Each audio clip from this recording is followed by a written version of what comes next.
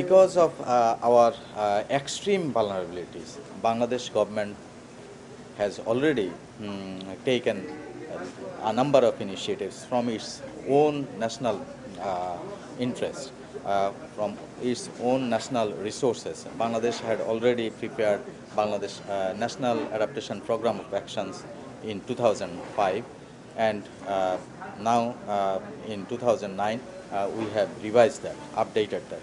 And government of Bangladesh of late, from its budgetary resources, earmarked $200 million for Bangladesh Climate Change Trust Fund. Because of the extreme vulnerabilities of our people, of our country, our government had to switch some money, some resources from our national kitty, from say anti-poverty programs or say education programs to climate change programs to address these adverse impact of climate change. And already say around $80 million have pumped into different priority projects identified by not only NAFA's National Adaptation Program of Action, but also Bangladesh Climate Change Strategy and Action Plan.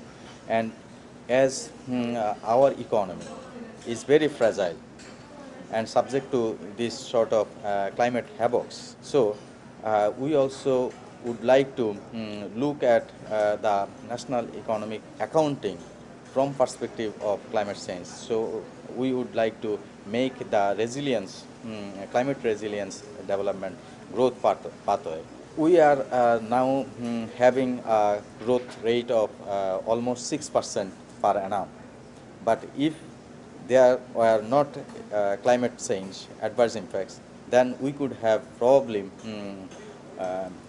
grow at a rate of 10%, double digit growth, economic growth. Yeah. And that would have helped alleviate our poverty. Our government, our people are facing enormous challenges, Herculean tasks to offset those, say, losses and erosions economy-wide.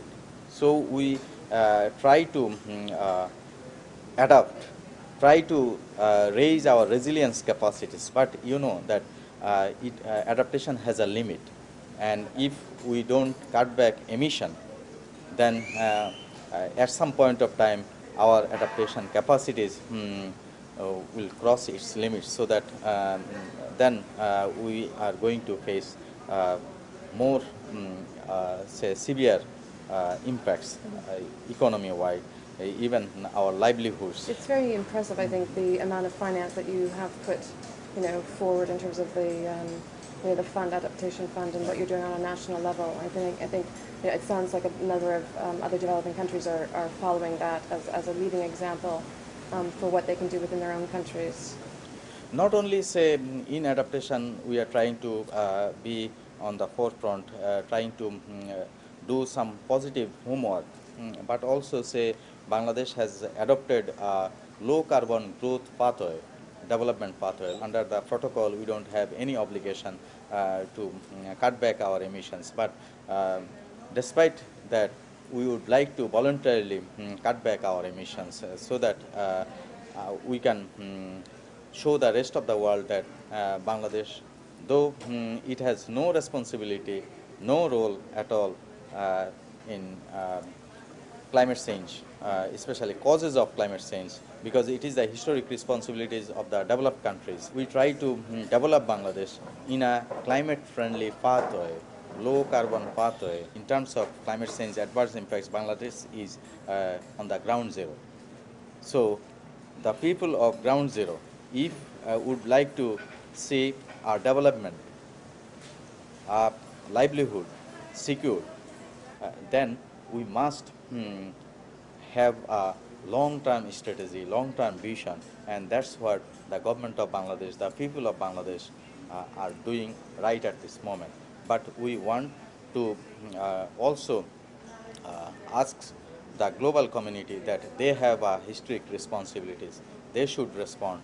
They should shoulder their task. And also, we would require a lot of scientific research, scientific studies, empirical studies conducted, so that all these studies can come up to the level of adverse impacts we are going to face in the years ahead. Bangladesh also showed the rest of the world, all the developing countries, that yes, this is not only a scientific problem. It has to be mainstream in our national planning, in our economic development programs, anti-poverty programs.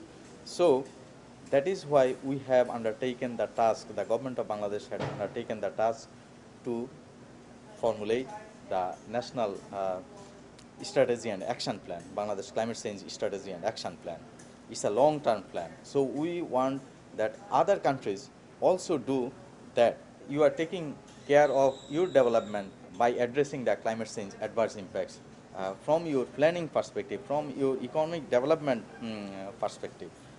You are not, you are looking at your development from, say, through climate glass.